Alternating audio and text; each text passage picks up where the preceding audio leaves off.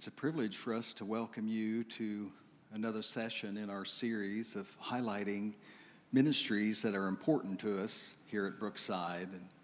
And Pastor Timmy and we've teamed up to introduce Elizabeth's Hope, and we're happy to have with us here for this session Lisa Cutler, who's the director at Elizabeth's Hope, and she's got a lot to share with us, and we're definitely looking forward to that time.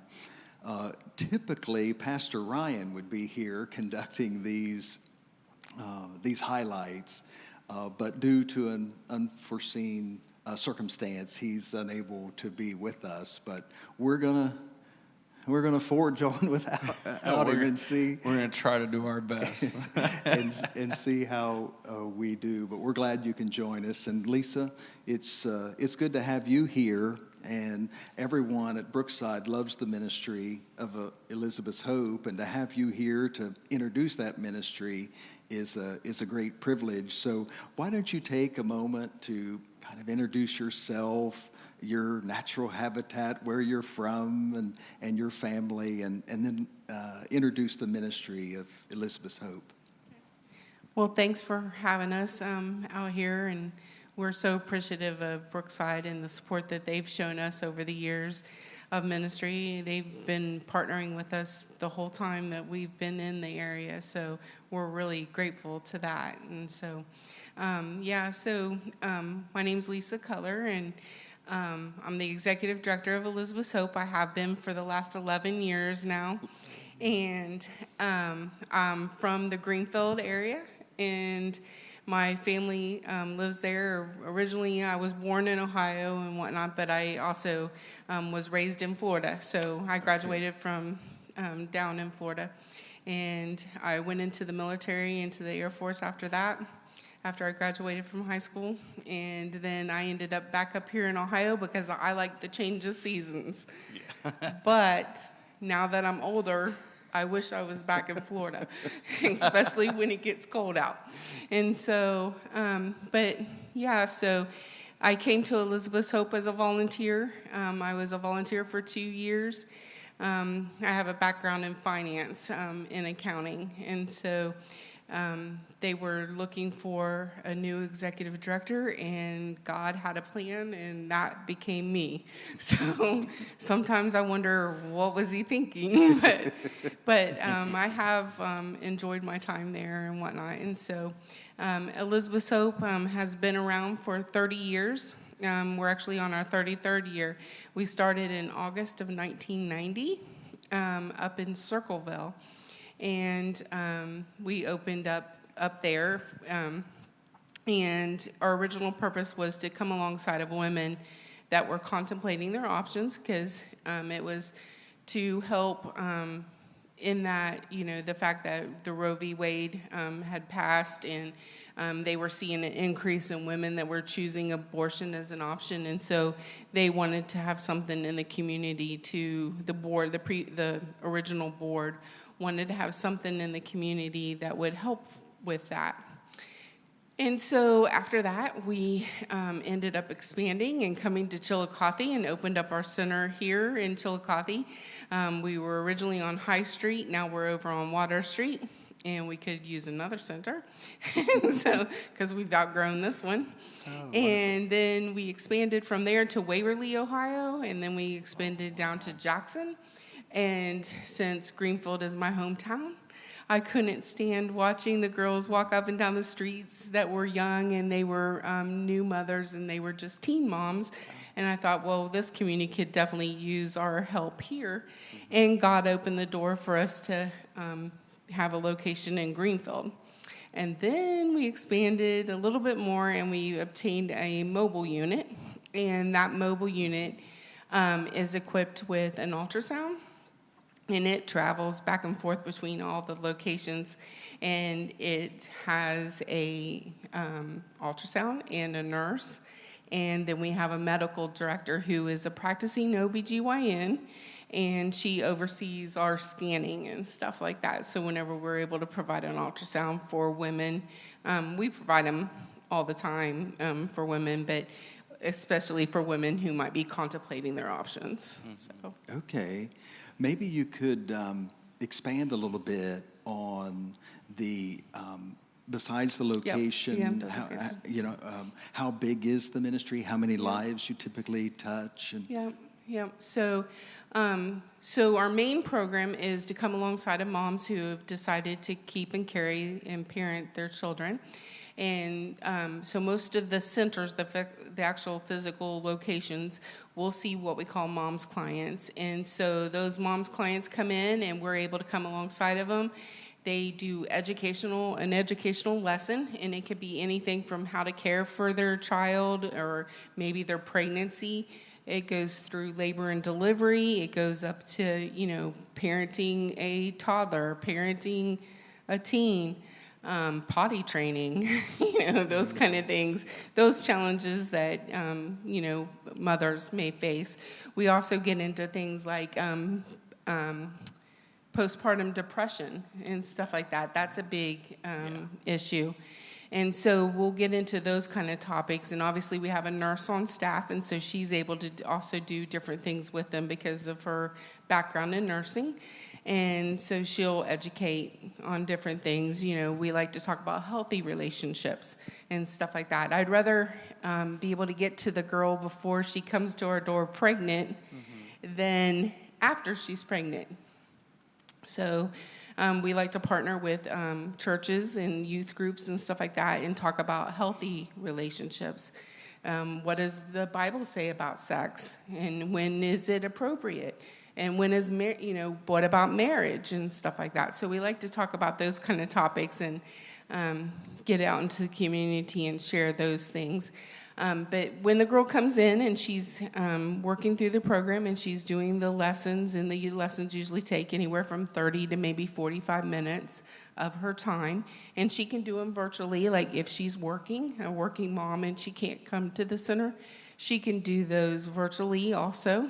And when she does those and completes them, then she gets what we call baby bucks. And then those baby bucks she can use to buy things that she needs for her child. And that could be a crib, a car seat, diapers, wipes, formula, anything that she needs. Within reason, if we don't have it at our location, they're allowed to ask for it. And as long as we have the funds, we will go out there and we'll purchase that for her if she's worked for it, because we're here to help her and support her and come alongside of her and help her through being a new mother, and, make ends meet.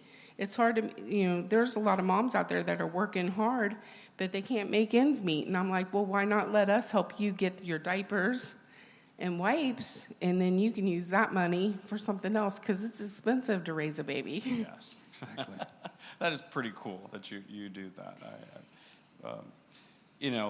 I feel like sometimes girls, especially young girls that do decide to carry the baby, sometimes are looking for options, and unfortunately they end up going to maybe the wrong places looking for help. And to know that you guys offer help from the very beginning, even before it happens that they become pregnant and they have to decide whether they want to have the baby or not. It's something that we definitely need to spread out there. Spread the news that you guys are doing that. It's pretty cool. Yeah.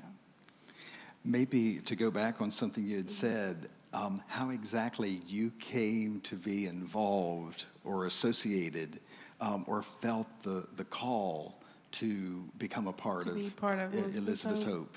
Yeah, so originally I came to be a volunteer. I felt all these people kept coming to me and say, God would put these people in my path, and they would say, you need to go volunteer at Elizabeth's Hope.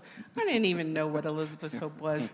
Plus, I worked over 40 hours in a week at my regular, like at my job in accounting. And I'm like, I don't have time to volunteer. But there was something that God just kept, just touching my heart to say, you need to go check this out. So after he probably told me 500,000 times, I finally went over and got an application to become a volunteer, and started trying to learn a little bit more about them, and went to be a volunteer. And I was open with sharing my story by that time. And so the previous executive director just asked me, to share my testimony and how did I know God was real? And when did I develop that relationship? It's just something we always ask our volunteers to explain to us. And so when she was doing that, I openly shared that when I was a teen, that I became pregnant. And at 17, I had to go home and tell my mom that I was pregnant. And I was scared. And I called my stepfather, and I told him, because he was on the road, but he called my mom and told my mom. And unfortunately, my mom came out of her bedroom, and she came to me, and her comment to me was that we were going to take care of this. And so I understood what that meant. I knew what was going to happen.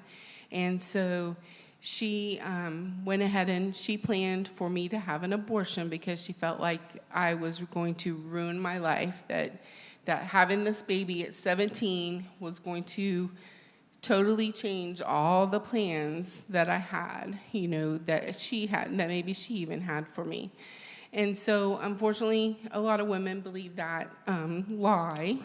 And so my mom planned for me to have an abortion, and she took me. We lived down in Florida at the time, and so she took me this one February day, and we, she scheduled and planned it and everything, and I had an abortion that day.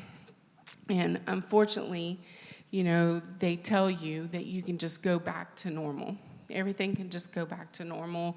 The pregnancies, they've taken care of the pregnancy and things. Life can just go back to normal. Well, unfortunately, normal never happened. And what did happen was depression.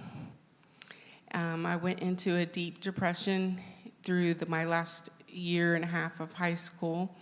And I then began using alcohol to numb the pain that I was feeling. And it also not only affected me, but it actually affected the relationship between myself and my mother at the time. And fortunately, over time and God, that whole relationship is healed. And my mom understands, she supports everything that I do now. And she understands, we both understand that we were working on the knowledge that we had at that point in time in our lives. But isn't it great how God can turn our deepest sorrows into our greatest joys? Yes. And so through all that, I went through some more bumpy roads along the way. But eventually, in my early 30s, I came to know Christ as my Lord and Savior. And I was experiencing depression, and I wanted to commit suicide. And I had 2 children, 2 boys at that time. And through all that, I turned to God and just was like, there's got to be something more to life than this. And through that whole process, he took me through a healing journey that, ultimately would lead me to Elizabeth's Hope and what the work that they do there. And so if I could come alongside of a woman who's afraid and maybe ashamed, like I was ashamed to go home and tell my mother that I was pregnant. And so if I could come alongside of that girl and say, there's nothing to be ashamed of, the process, it may not look exactly what you thought it was going to look like, but there are people that are here to help you, to support you, to guide you, and to walk alongside of you along that way to be able to achieve the goals. Now, it may just take you a little longer trying to raise a child to achieve those goals, but they're still possible. Yeah. There's funds out there to help women that have children and get scholarships and stuff like that, and we can connect them to those resources. And so that's what I like about what we do at Elizabeth's Hope. We're not concerned just about the baby. We're concerned about the welfare of the mother also, not just the baby. And so a lot of people would say, oh, they're just concerned about the baby. No, that's the furthest thing from it. If we can reach the mother and help her to not go through that and then also keep her child and still be successful, it's a win in both cases, right? Both lives are changed. Absolutely. So.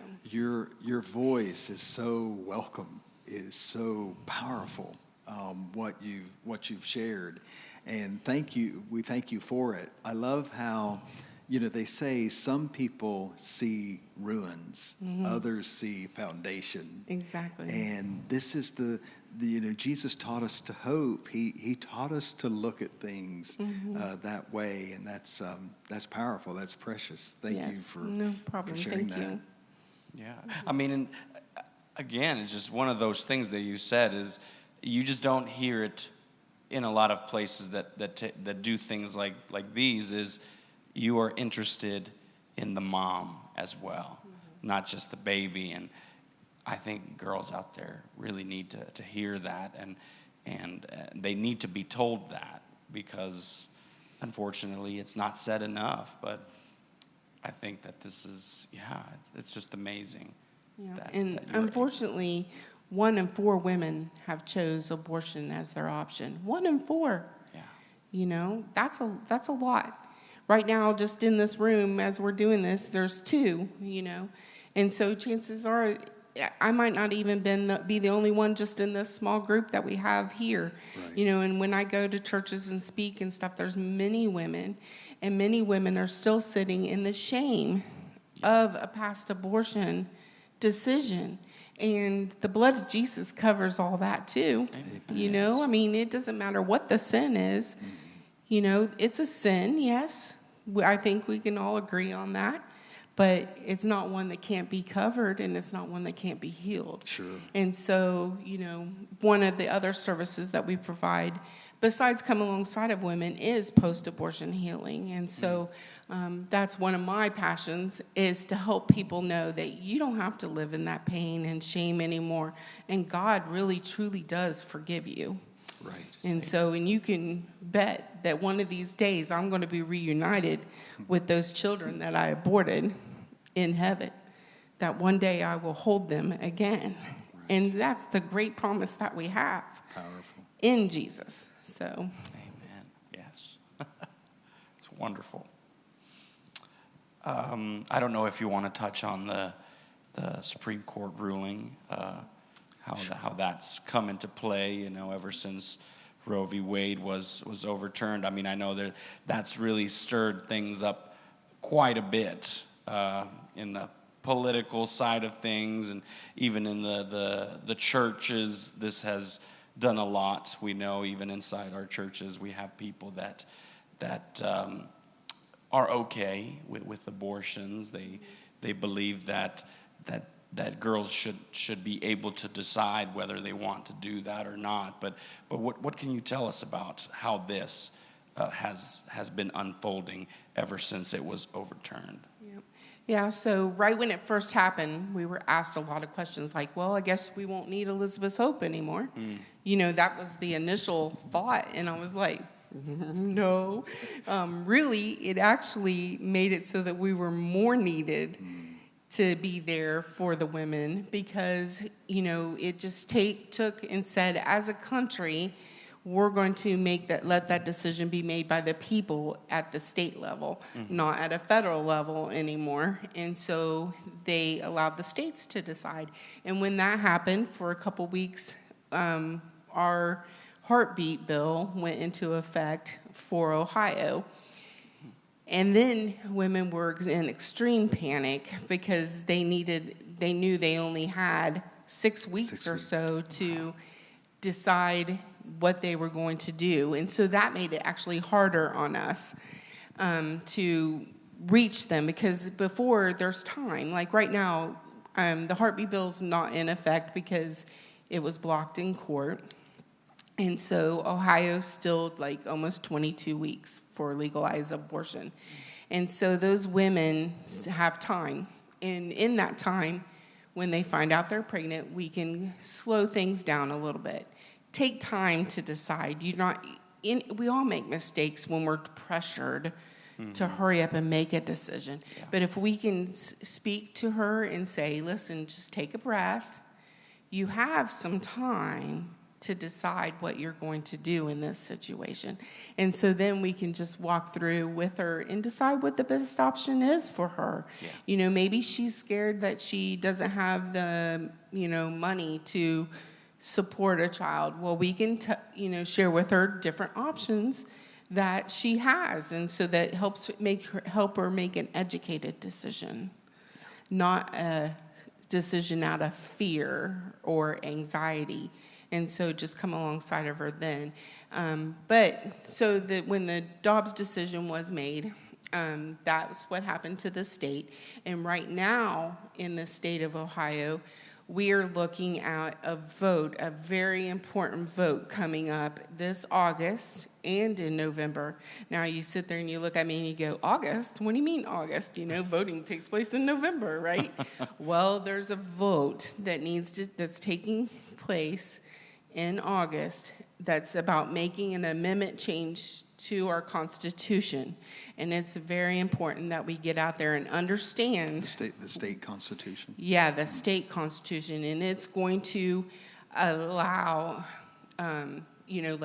changes made to the Constitution of Ohio that we probably want to make sure doesn't happen. And so we need unrestricted right to abortion. Yeah. Is that the So then plus? what they're going to do is on the November ballot, they're putting that on the November ballot. So the November vote is about taking unrestricted abortion, having unrestricted abortion in Ohio, meaning you can have an abortion all the way up till delivery in Ohio. So through all 9 months, I couldn't even imagine. Yeah.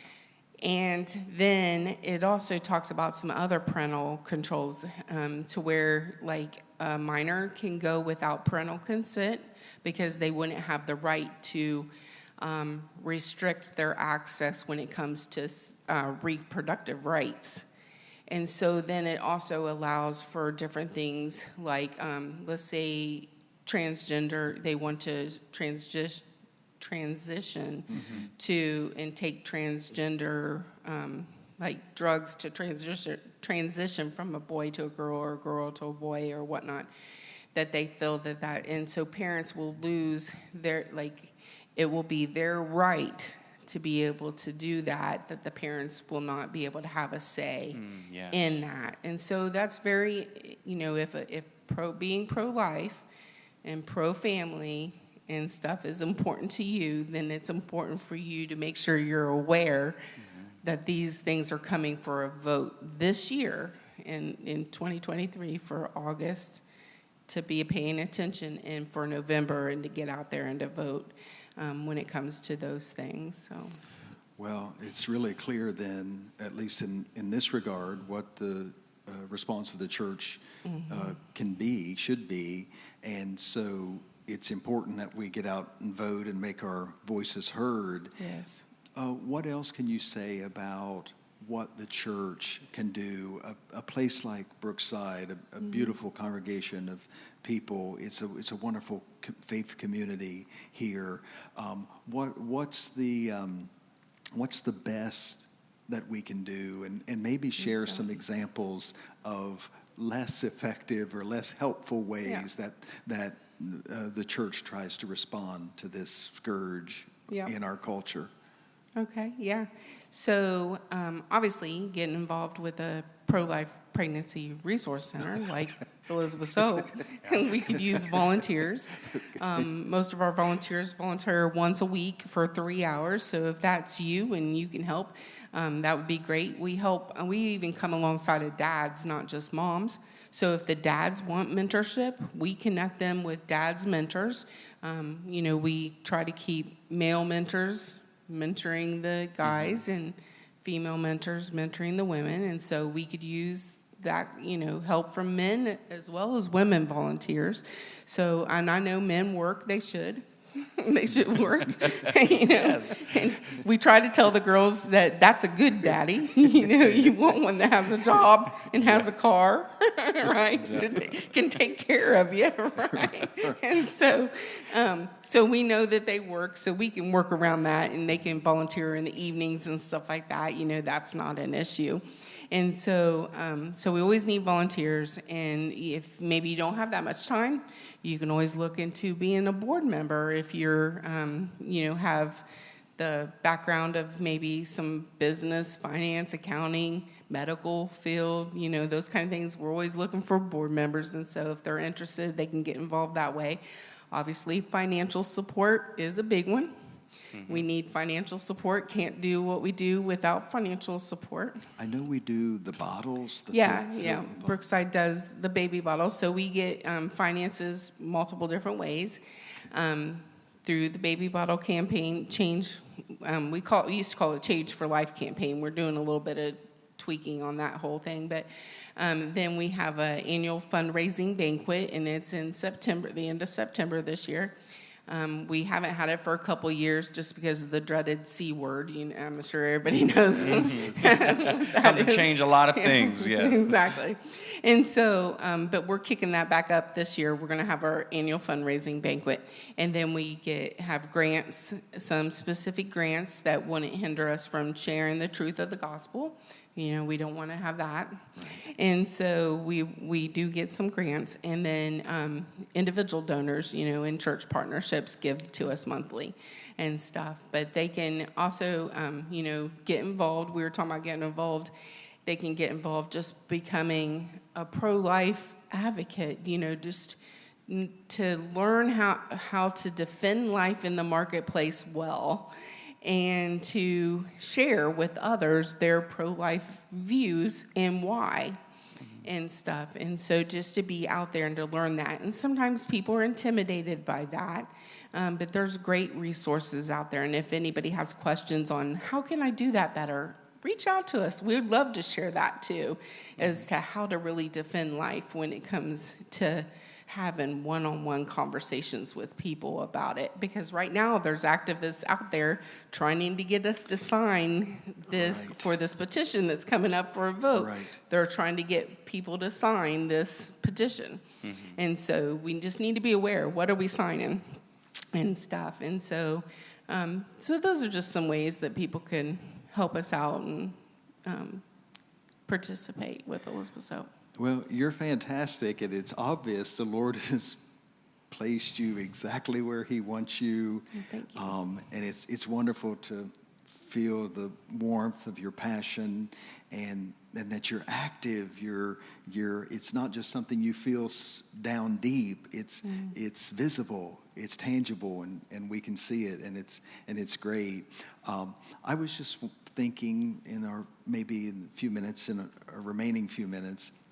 If you had some example of some person that comes to your mind that you could share with our community, that how God did work and transform, and maybe a little bit of a testimony of someone else, I think everyone would appreciate. Like one of the clients that maybe changed her mind, so most of the clients that come in, visit-wise, for moms, we have, for all of our centers combined, we see about 3,000 visits a year. So quite a few. And for ultrasounds, we usually provide close to 100 and plus ultrasounds. It's kind of been down the last year or so because we went through some personnel change because our nurse that we had to go through training a new nurse and stuff. So, but usually, around 120 ultrasounds in a year we're providing, if not more. And so, so with all of that, obviously on the mobile unit, that's where we get most of the women that are contemplating their options when they become pregnant. And so most of their concerns is financial in nature, the majority of the time. The other one that we hear a lot of is sometimes who's the dad. That's a concern. Sometimes, relationships, and that's why we like to talk about those healthy relationships. That's important, because then you are wondering who's your daddy, kind of thing. Right. And so, so they come in, but most of the time it's financial in nature, or they're scared, scared of going home to tell the parents or whatnot. And so, anyways, one recent one that we have had, she was, considering maybe committing suicide just because she found out she was pregnant.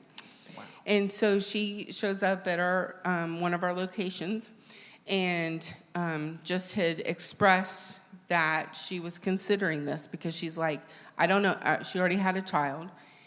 Her living conditions weren't the greatest, and she just was just having this anxiety. And so our center manager at that location was able to bring her in, calm her down, have a conversation as to why was she feeling this way. And so then we learned, well, her living situation wasn't ideal. She was living with a relative, and here she already had one child in that household, and she was about ready to bring another one in, and the dad wasn't, daddy didn't have a job and didn't do, she didn't feel like she was going to have the support she needed. But she was able to stop and just take a breath. And we were able to just talk her through those things and what resources there were to help her with it. How was she going to feel if she made the abortion decision? How would she see that 6 months from now? Maybe 3 years from now, how would she maybe see that decision? And so just kind of like take them out of that moment and let them see, no pressure, but just allow them to think like, oh, okay, well, maybe this isn't the option for me. And so as we did that, we were able to bring her in, and she wanted to have an ultrasound done to see how far along she was and whatnot. And so we were able to show her the ultrasound. And as the images come up on the screen, because she actually waited, she had decided to keep, after she left that day, she decided that, she was on the fence for maybe about a week. And then she had decided, I think I'll keep. And then she reached out to us, and we offered the ultrasound at that time. And so she's like, absolutely, I'd love to come in for the ultrasound. And so we brought her in, and the center manager actually was able to be there with her that had initially counseled with her. And the images come up on the screen. And, of course, you can see baby, arms, legs, heartbeat, everything. And tears come to her eyes. And, we can print pictures and stuff, whatever she wants. And so we're printing those pictures for her. And as she got up to leave, she looked at the staff and she said, if it hadn't been for you, I would have chose abortion. But then I would have missed out on all that. Yeah. And so it's just days like that where you're like, praise the Lord. Praise the Lord, yes. Yes. And again, we're not here. A lot of people say that we're, pro-life pregnancy centers, they just pressure women and make them feel ashamed and stuff. No, we actually believe that they have the legal right to make a decision. And even Scripture tells us the Lord puts before us decisions every day. Some bring life, some bring death, right? And we have the ability to choose through free will what we're going to do. We believe that too about these women. They have the free will to choose whichever decision they want to make. We just want them to make an educated decision that they're not going to regret later and lay out that option so that they make the one that's best for them. Now, some of them do walk away and choose abortion. We had, I believe, 3 last year that walked away and still chose to abort. Now, that's tough. We carry those burdens with us. Sure. They're very hard to carry when you see even life on an ultrasound and you know that child is scheduled to have that woman's scheduled to have an abortion. And so those decisions are tough, or witnessing those decisions are tough. And so I'm sorry. This was not a planned, one of our planned questions, but just hearing you say it, it was just playing in my mind how some girls do end up choosing abortion, even though they've gone through the whole process of even seeing an ultrasound. But from these three that you were able to see that still chose ultrasound, what do you think can drive a young girl, or regardless of age, what do you think is something that still drives them to make that decision? Even after they have seen all the resources and have been able to witness with their own eyes that there is life inside of them? Yeah. So I would say fear. Fear makes all of us do things that we normally may not do, make those kind of decisions and stuff. And I could say even for myself, being in that situation myself, like I knew when my mom was taking me to have an abortion that was a baby. Okay? So even though they try to tell you it's just a blob of tissue and stuff like that, I never really believed that. I believed that there was life. God created life. I wasn't in church and stuff. It's just, you just know that it's a child. And so you have to stuff that down to go on. And so the fear and the shame drove me to not be able to stand to my mom at that time and say, Mom, I really don't think that this is the right decision for us. And if we could have had someone, come in and kind of like be that intermediary, we probably would have made a different decision that day and stuff. Instead, my mother lost out on a grandchild. Not only did I lose a child, but she lost a grandchild too. And we've both had to live with that all these years since, and I'm 53. And that happened when I was 17, and I still have issues from that. I actually still struggle with eating. So 1 in 4 women have had a past abortion. 81% suffer from different things like depression, anxiety, increased use of alcohol, promiscuity, food issues and stuff like that. I still struggle with some of those things today, even though I know I'm forgiven. And so fear and shame will just it just drives people to do things they normally wouldn't do if they had the clarity of mind to make a more, rational decision. And that's why we just try to get them to calm down, take a breath. Yeah. Let's see how you'll feel about this. Let's talk about it a little bit. Yeah. So thank you. Thank you for that. So, and I think if women, like I see the men come along, and I'm sitting here between 2 men, and the dads will come along, and they just go along with it. They're like, whatever you decide. Well, you know what? That child was created by 2, the mother and the father. And if the fathers would say, you know what? We got this. If they just show a little bit of support, instead of, women will, you hear women, like, my body, my choice, right? You hear that all the time. But if the men would just sit back and go, I understand that, and, you may still decide because they can, but I just want you to know that I'm here to support you, and we can do this. Just to hear that would change a lot of things, is if the men, would rise up and say, I understand, but it took two of us to get here to this situation, right? And so therefore, that's my kind of 2 cents in the thing, but to see, because sometimes men are afraid to speak up. And so, Malachi gives us a promise. At the end of Malachi, it talks about how before the great and terrible day of the Lord, that he will turn the hearts of men back towards the children. The hearts of man back towards the children. And I'm like, he's going to rise those daddies up to have a voice. because our society has tore down men. Yeah. It really has, and that's a shame. That's a shame, because there are two different genders, and I don't want to really go into all that. You know, there's male and female, and God created us both, and there's purposes for both. And so that's a whole different podcast, let me tell you. But you touched on it. I just so went into the importantly. preaching mode. So.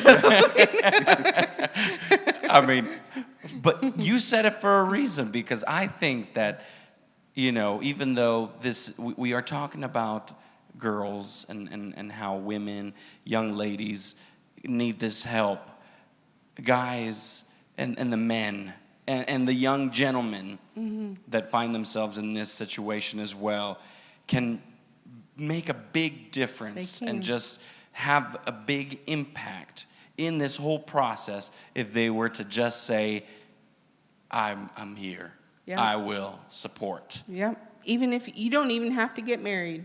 You know what I'm saying? I mean, we're not saying you have to get married. I mean, just tell her I'm here no matter what, and we're going to make this work, and we're both going to raise this child till they're 18, and you hope that they go on and they learn what they need to and they go about their way. But, just saying that means a lot.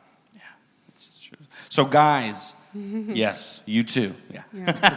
Because 1 in 4 have had a past abortion, but see, 1 in 4 also men have also, probably a little bit, the statistics are a little bit probably more than that, but they've also experienced a past abortion. And there is proof, too, that men who have experienced a past abortion with a woman also have experienced increased anger, and those kind of things also as a result of a past abortion experience and stuff, because they feel like maybe their rights were taken away, that they didn't have the right to say anything. They became angry, or, maybe they paid for the abortion. So that shame and that, anger of being a participant in it and actually paying the money to go get the abortion, that causes issues with men too. Yeah, they carry it as well. Yeah, they carry it as well. Absolutely. So that's a lot. Lisa, Timmy and I want to thank you for your words, your witness, your work in our community. It's illuminating and it's life-giving, which is the purpose of your life, and it's so beautiful. And we really want to express our thanks for you being with us and sharing with our congregation the great ministry here on our streets of Elizabeth's Hope. And so thank you for being with us. No problem. Thank you. Oh, thank you so much. Thank you all for joining us and being a part of this conversation. And we've really sensed the presence of the Lord here, and just grateful for him and Lisa and Timmy and all of you. So we look forward to doing something like this again in the near future.